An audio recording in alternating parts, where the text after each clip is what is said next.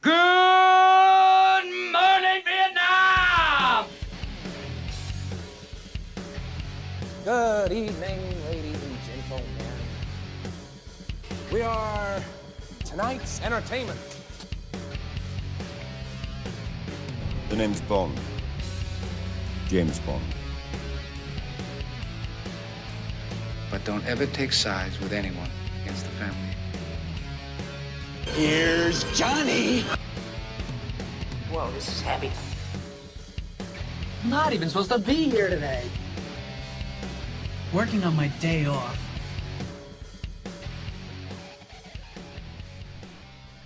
Hello, ladies and gentlemen, and welcome to the 12th episode of the Showtime with Roman podcast, the not-so-feature-length podcast where I, your host, Roman RBC, usually brings on a guest and we chat about movies. We chat about movie news, we preview the movie of the week, and sometimes if there's not a major release that many people are looking forward to, we usually can just break it down into a couple movie-related questions to sort of get to know the listener better. Now, recently I haven't been uploading as much. I think I've uploaded one episode within the last 4 to 5 weeks.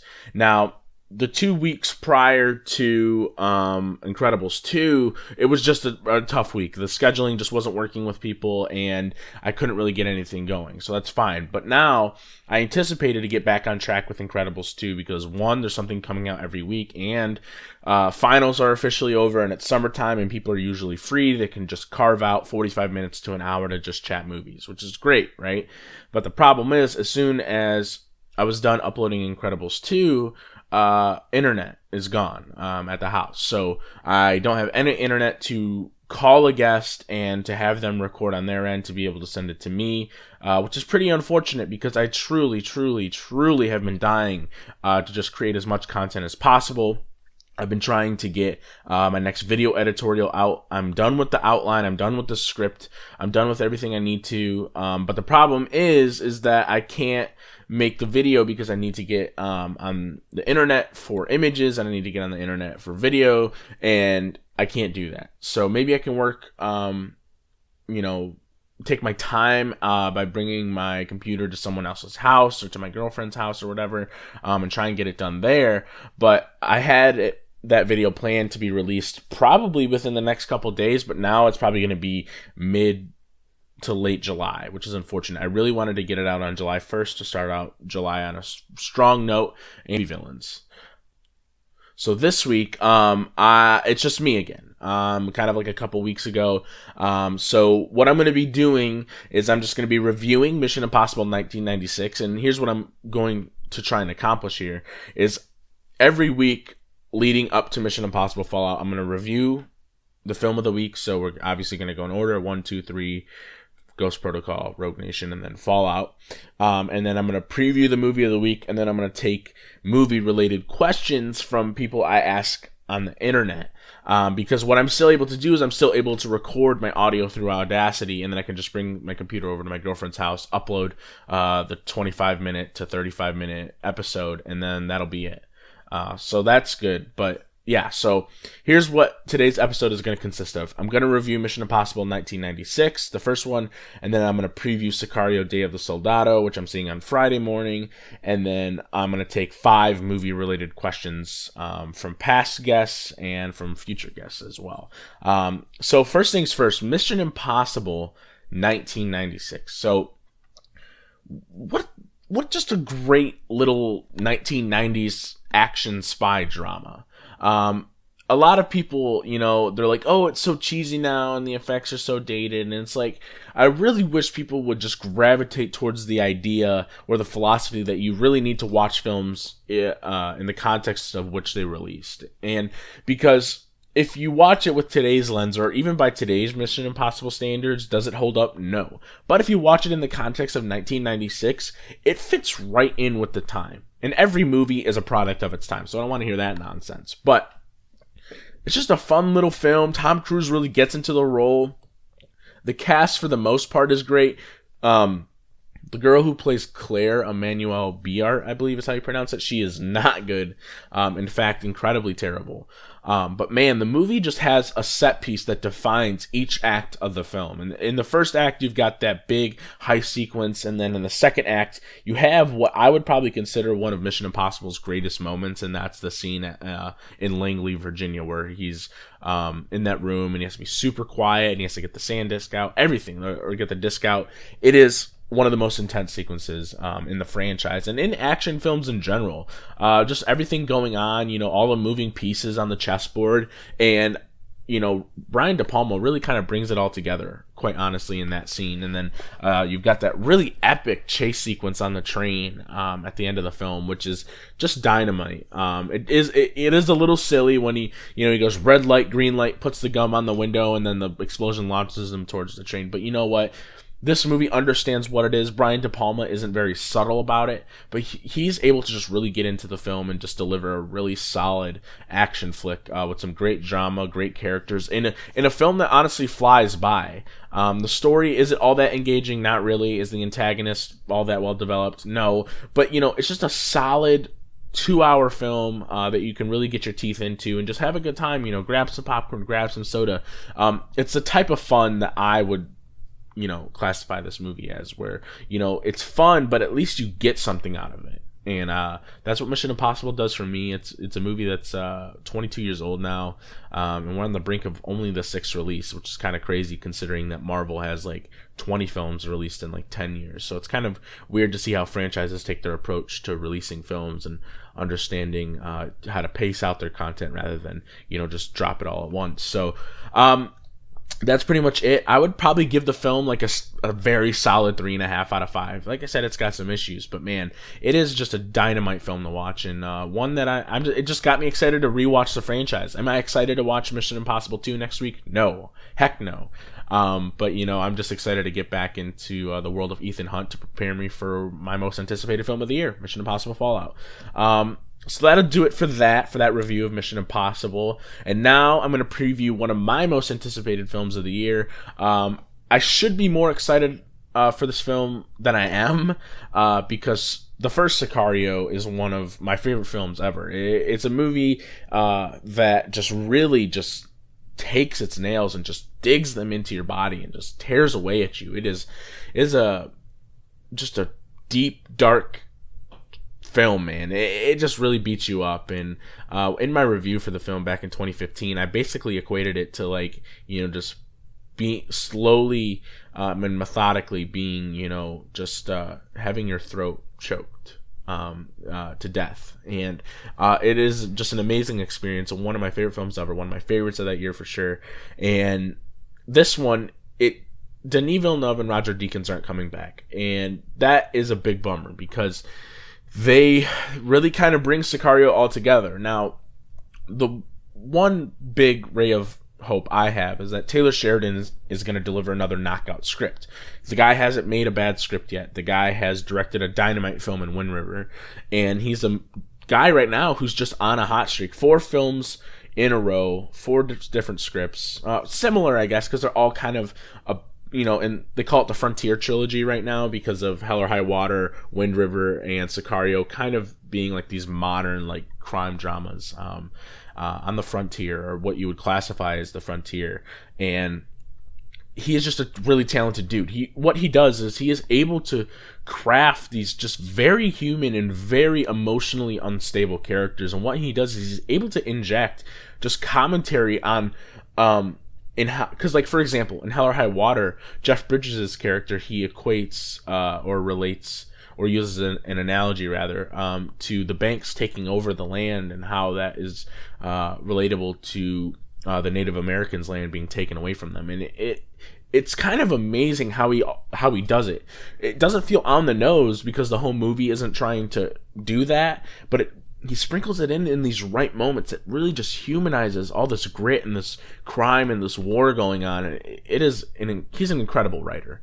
I was a huge fan of his in the 2 seasons he had on Sons of Anarchy. Was he my favorite character in the world? No, but he gave a really great performance. And as a writer, he's doing a better job than I anticipated, honestly. He is a guy that is able to just really just bring things together. And I'm really excited to see what he does with Day of the Soldado. it looks a little more action packed. It looks a little more over the top and less realistic than the first one, which is fine. And I think it could be a good compliment to the first film, because the first film, like I said, is so heavy, is so dark. It really just puts pressure on your shoulders, right? But with this one, it looks like it could be a little bit more of a summertime breezy type of fun. Now, I really hope he's still able to inject some of the commentary, especially with what the film's about and what's kind of going on in the world right now, specifically on the border. And maybe he'll be able to incorporate something there. I feel like he's a director, although he is white, he is trying to be inclusive, and he is trying to convey both sides of a story. And I think that's really important. And I think that if we were to limit directors and creative personnel in Hollywood, then we really wouldn't be able to see one man or one woman's perception of an event or a story in relation to what's going on in the real world.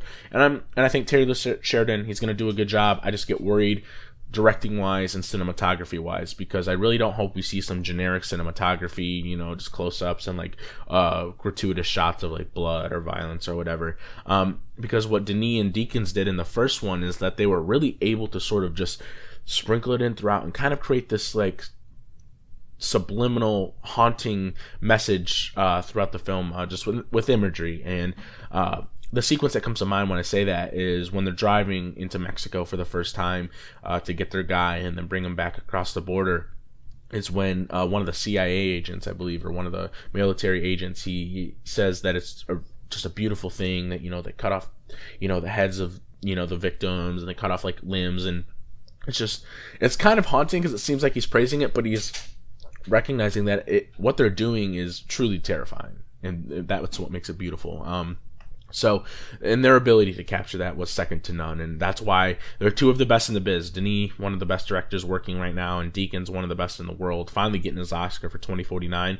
So I'm excited for Friday morning, seeing it first thing then, because I work Thursday night, which is unfortunate and fairly rare of me to do so, but I'm very excited to see what comes Friday morning, and hopefully it's a good one. Otherwise I'll be pretty disappointed. So that'll be it for previewing Sicario Day of the Soldado. And now we're just going to get into the 5 movie questions here sent in by a couple people through the Movie Talk by Movie Fans Facebook group. First question, past guest Matthew Chin Kui. He was on the 2nd episode of the show. Go ahead and check that episode out if you haven't. He asked a really fun question because it's one of my favorite things in the world. And you're combining 2 of my favorite things in the world, food and movies. And he asks, what movie food would you like to eat most? My answer, here's the thing. There's so many options. You've got the Big Kahuna burger from Pulp Fiction that always comes to mind instantly because I love burgers and it seems like it would be pretty tasty. I mean, he even says so. Samuel L. Jackson's character even says so. He really gets into that bite and he really enjoys it. So for me, it'd be the Cuban sandwiches from Chef. I've never had a Cuban sandwich in my life, but they look insanely good. And my mouth is watering now just thinking about it because I haven't eaten yet today. But I love sandwiches, and I'm a carbs guy. I'm Italian as hell, right? So I love me some pasta. I love me some pizza. I love me the bread. I love me the breadsticks from Olive Garden, even though it's fake Italian food, right? But Cuban sandwiches from Chef, they look like they would just taste delicious. They really do. And I feel like every time, because that's actually kind of a personal favorite around my house. Everyone in my house, I think, has seen that movie once or twice, and we all love it. It's kind of like a really good family film, and Jon Favreau directs the hell out of it. It's got a great cast, and if you haven't seen it, I would really recommend it. I think it made it near the top of my list for 2014, I believe it was when it released. It's a really underrated film, and I would recommend it to anybody. It's a really great film with lots of great food in it, so make sure you have a full stomach, or maybe have an empty stomach so then you can go out and grab a Cuban sandwich yourself.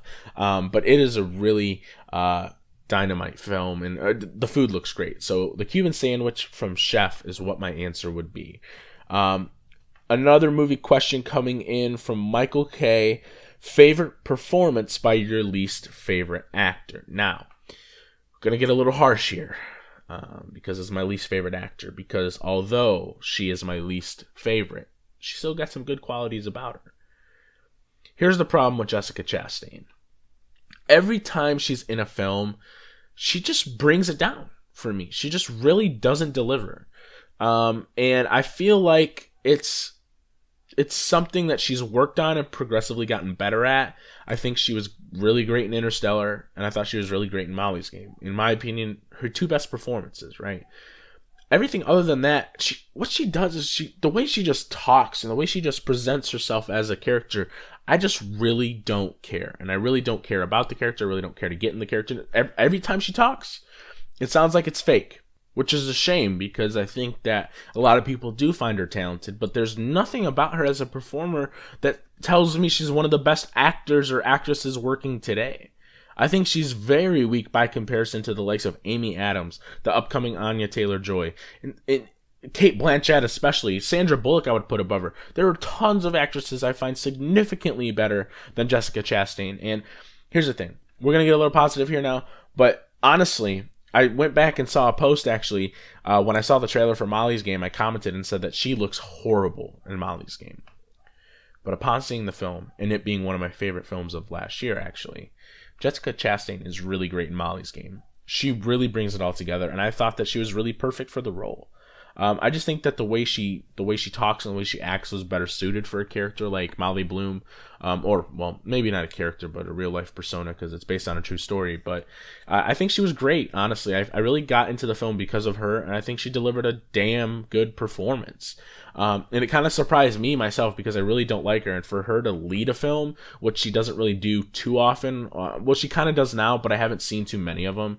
I think she did a great job, and I think that if you haven't seen Molly's Game, I would really recommend checking it out because I think Aaron Sorkin really brings together that film in a really nice way. As a directorial voice, does he really bring too much to the project? Not really, but from a writing standpoint, he once again does his Aaron Sorkin type of deal where he just really brings it all together. He's a great talent, and I think Jessica Chastain was a great fit. I think she fit right in, looks-wise, acting-wise, character-wise. She just really got into the role, and I was kind of blown away. So yeah, that would be my pick for favorite performance by your least favorite actor. Next question coming from Miguel Parra. Favorite animated movie, Eastern and Western.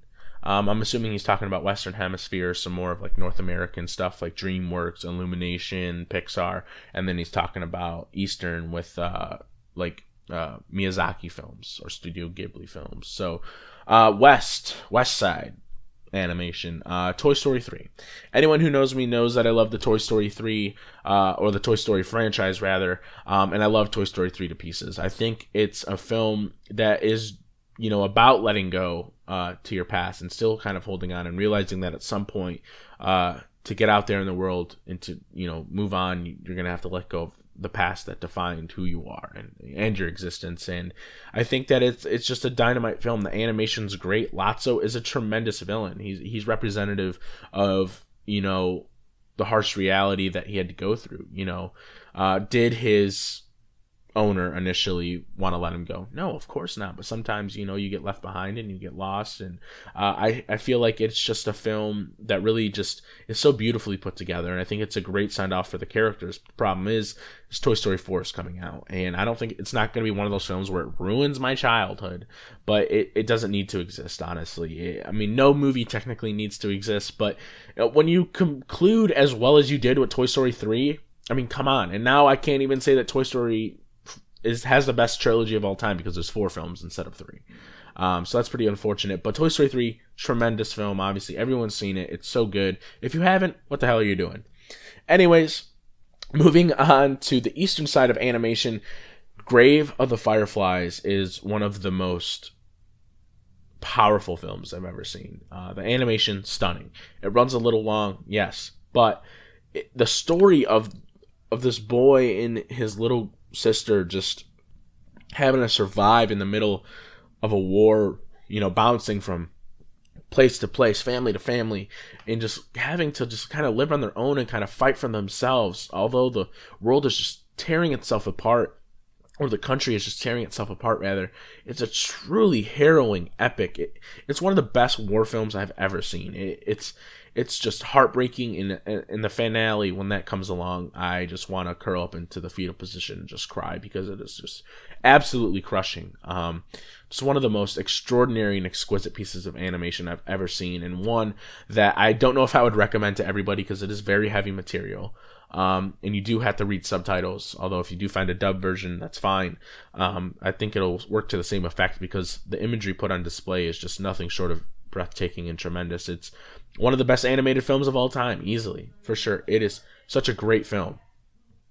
So, great question, Miguel. I love talking about animation. I would love if I had an episode dedicated to animation and having some cool people on that know a lot about animation, like Michael K., like you, and like Cameron Ward. So, thanks for the good question. Second to last question here, we've got Paul Oyama.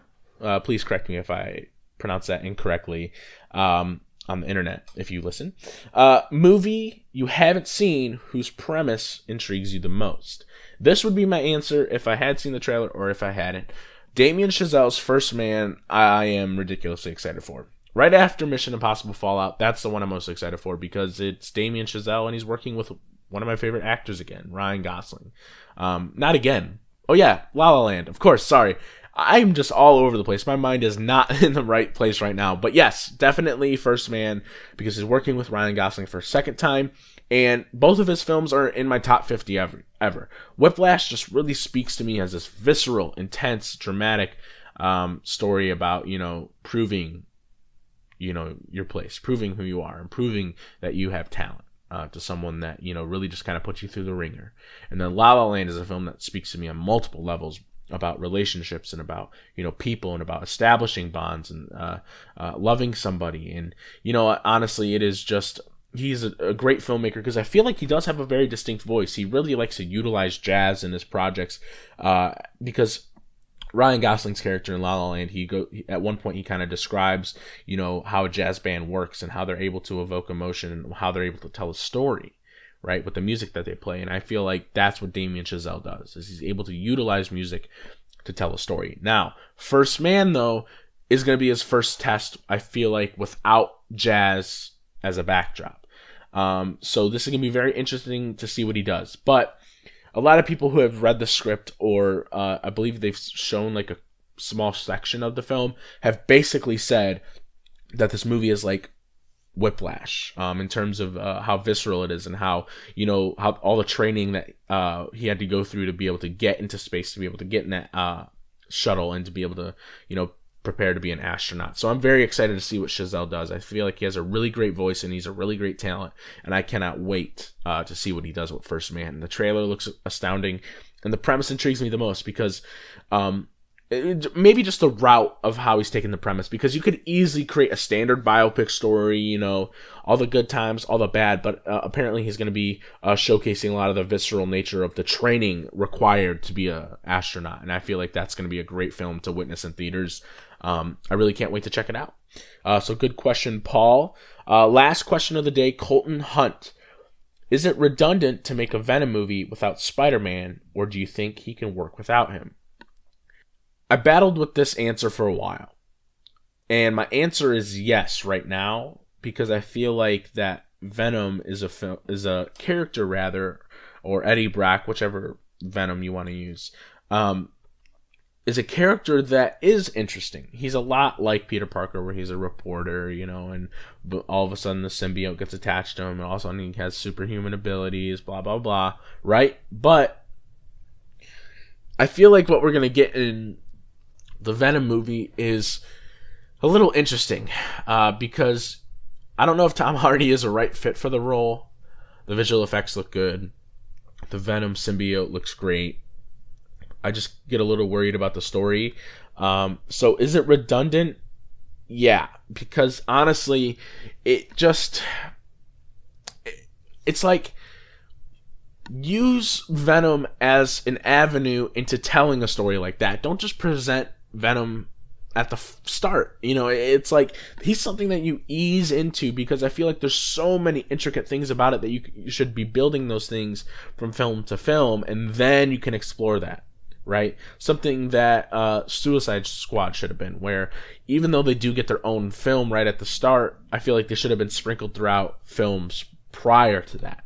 so that all of a sudden when you see them come together, you don't have to do this thing where you have to give intricate backstory. Not intricate, because it wasn't even intricate in Suicide Squad. You have to just ham-fist backstory for each and every character, which you don't want to do for your script. You don't want to do for your film, because then you just create a jumbled mess, right? So with Venom, he's someone that you should be easing into, kind of like what Raimi was going for in the Spider-Man franchise, but then Sony kind of hijacked the film, and they're like, you have to do this, you have to meet this, and you have to meet this. And even though people make the argument that even though he's the director and Sony had ham-fisted everything into Spider-Man 3, they're like, oh, well, Sam Raimi still should have to do a good job. It's like, yo, when your creative vision is being, infringed upon by studio heads, it's going to be a very tough time, because you have to all of a sudden check so many boxes, and it's going to be very difficult to get the job done. So with Venom and Sony, at least they have the balls to do it. A lot of people, what they want to do is they just want to create like a Gambit. Look at Gambit, very obscure character. A lot of people don't know too much about him, on a mass audience level. And they just kind of want to create this like spin-off type of universe with him and kind of incorporate him into the X universe. And it's just like not working out because no one cares about the project. But with Venom, at least they have that storied history there. Bad taste in our mouths from Spider-Man 3, unfortunately. Is it redundant? Yes, because I feel like you should just have to incorporate him into a Spider-Man film first and then kind of ease into it. But we'll see what happens. I do think that Venom can work without Spider-Man. I don't think it's a requirement. So in that regard, I think that, it's possible to make a pretty decent Venom movie without Spider-Man. But is it redundant? Yes. So good question, Colton. Thank you guys for the questions today. And thank you guys for listening. So like I said earlier at the start of the show, without an internet service provider right now, internet is very expensive these days to be able to get high-speed internet for the amount of people in the house here. So I'm working on just a lot of projects on the side. I've been watching a lot of movies in the meantime. In times like these, I'm glad that physical media exists and I'm not someone who subjects myself to digital media only, because then I wouldn't be able to watch anything. I do have like my hot spot to be able to chat with friends on PlayStation, but I can't play any video games. So right now, just technology wise, I'm kind of not in the right spot. So that'll do it for today's episode. Thank you guys for listening. I'm gonna be back next week, probably by myself again, because I think it's gonna be a while before we get internet back. So next week is Ant-Man and the Wasp, and maybe I'll do, I don't know. I'll see what I can do. I'm probably going to do a review of... No, I'm definitely going to do a review of Mission Impossible 2. And then I'm going to preview Ant-Man. And I think I might try and do something special Marvel-related, even though I already did that for Infinity War. So we'll see. I have about a week to decide. So there's plenty of time left to figure that out. So thank you guys for listening once again. I really appreciate it. Go ahead and like and share the video on YouTube. And just let people know that I'm coming back. I'm making a comeback with the podcast here because I really have been wanting to put out great content. And they say it takes about 2 weeks to lose a habit or gain a habit. And I've been doing this for... not 12 weeks in a row, but I did it for about 10 weeks in a row. So I'm just always itching to podcast.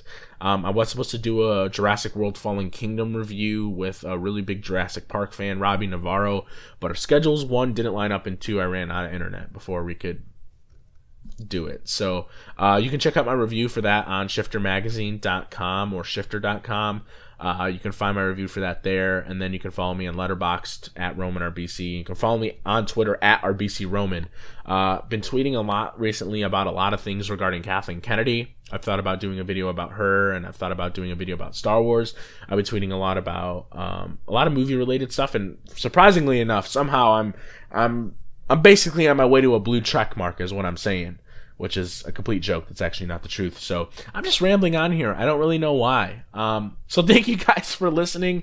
I'm going to head out for the day. Have a wonderful rest of your day. Keep on watching movies, and subscribe to Filmstruck, by the way, if you're interested in getting into older films, because they have a great catalog of films there that you can check out. Probably the best streaming service right now for anyone that's interested in movies as much as I am. Thank you guys for listening. Have a wonderful rest of your day.